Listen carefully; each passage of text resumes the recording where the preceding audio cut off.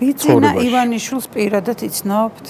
ნუ ეს აი იმ პერიოდში, როდესაც მის დავალებებს ვიღებით, მჭიდრო კომუნიკაცია გქონდა მასთან, რა თქმა უნდა. ანუ შეხვედრილ ხართ ანუ?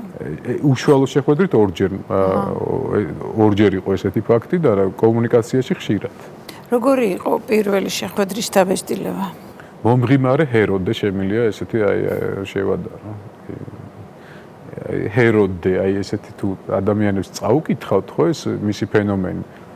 ეს ადამიანი არის მომღიმარე ჰეროდე.